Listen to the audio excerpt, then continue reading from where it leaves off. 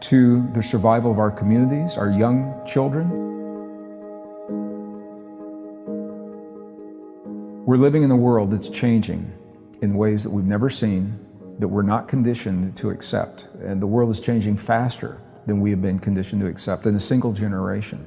We are trying to solve the problems of the world through a thinking based on false assumptions of obsolete science, such as Darwin's ideas that nature is based upon competition and conflict. So for 150 years, because that was believed to be the theme of nature, it made sense to try to incorporate that theme in our personal lives, in relationships, consciously and subconsciously. I'm not saying everyone does this consciously, but between nations, in communities, and in society, we now know the best science of the modern world tells us that nature's primary rule is cooperation. When we see so much competition, that tells us how far we've strayed. We're seeing the rise of hate in ways that we've never seen. We're seeing the rise of hate based upon religion, color of our skin, sexual orientation, hate crimes, and polarization, men against women, Christian against Muslim. And it's not just in the Western countries. You're seeing this all over the world. And it stems, as different as these things are from one another, they're only possible, Brian, because of the way we've been taught to think. It's not natural for humans.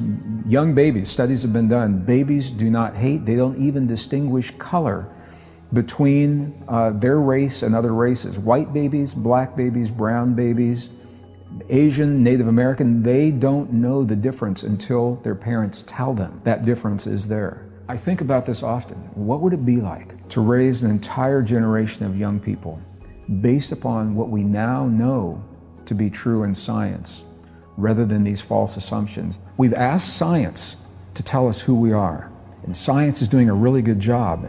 And the question is, are we willing to embrace the story that science is telling us? There is a philosophy now in the scientific community that consciousness informs itself through its creations.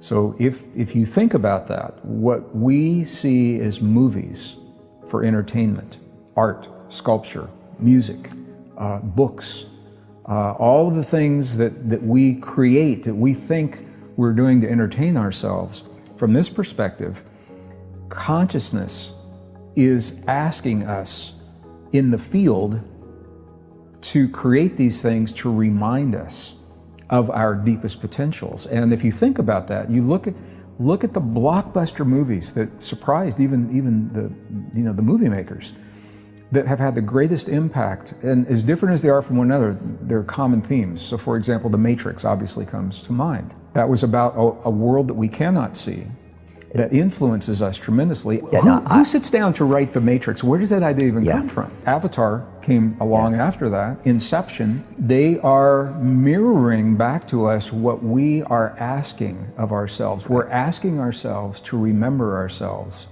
to remember who we are and our potential. And one of the ways that we're doing it, rather than going to a monastery, leaving your family and your life behind and living on a mountain, for the rest of your life, which you can do and it can be fun, we're asking consciousness through our expressions of creation, not just for fun or entertainment, but to tell us what it is that we have forgotten about ourselves.